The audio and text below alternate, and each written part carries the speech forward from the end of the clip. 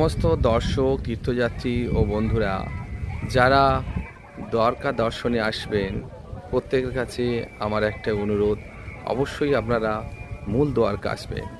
মূল দ্বারকা কেন আসবেন তার একটা ইতিহাস আছে, আপনাদের জানিয়ে রাখি। যখন ভগবান শ্রীকৃষ্ণ মথুরা থেকে দ্বারকার উদ্দেশ্যে রওনা হচ্ছেন, অর্থাৎ দ্বারকাতে তৈরি দ্বারকা নগরী সৃষ্টি করছে, দ্বারকা নগরী সৃষ্টি তো অনেকটা সময় সাপেক্ষ, সময় লাগছিল। তখন এখানে এসে এই যে মূল দ্বারকা, এখানে এসে ভগবান শ্রীকৃষ্ণ এখানে রয়েছে কিছুদিন ছিলেন। যখন ছিলেন সঙ্গে ছিলেন মহাভারতে পঞ্চ পাণ্ডব এখানে এসেছিলেন।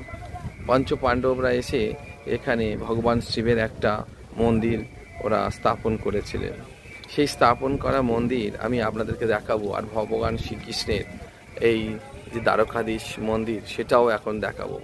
মানুষজন এখন যে দ্বারকারা বর্তমানে রয়েছে সেখানে যায়, কিন্তু মূল দ্বারকা অনেকেই জানে না বা আসে না।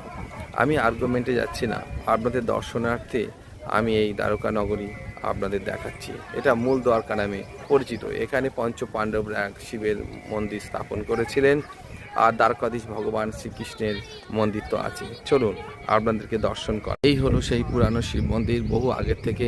হয়তো এখন আপনারা দেখছেন নতুন, এটা প্রাচীন সংস্কার করা হয়েছে, আগের থেকে অনেক সুন্দর এবং ভালো করা হয়েছে।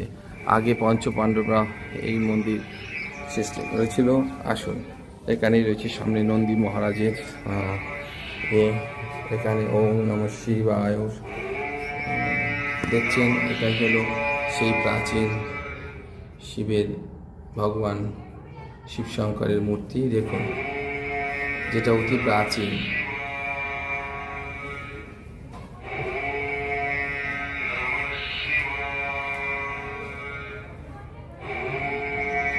আপনারা যা বহু বহু আগের সময়ের শিবলিঙ্গ, ওটা মন্দির দর্শন করে, প্রাচীন শিব মন্দির দর্শন করে আমরা সামনেই দেখছেন এরকম একটা রয়েছে, সামনে একটা বড় পতাকা রয়েছে। এখানে রয়েছে দ্বারকাধীশ মন্দির। এবার দেখাবো আপনাদেরকে, পাশেই রয়েছে আরব সাগর, সম্পূর্ণ দ্বারকা নগরী আরব সাগরের তীরে। এখানে রয়েছে মূল এবং দ্বারকা।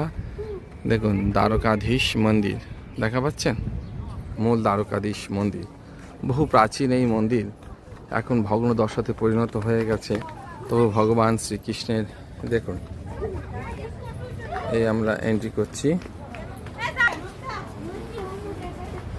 এই হলো ভগবান শ্রীকৃষ্ণের সেই প্রাচীন মন্দির।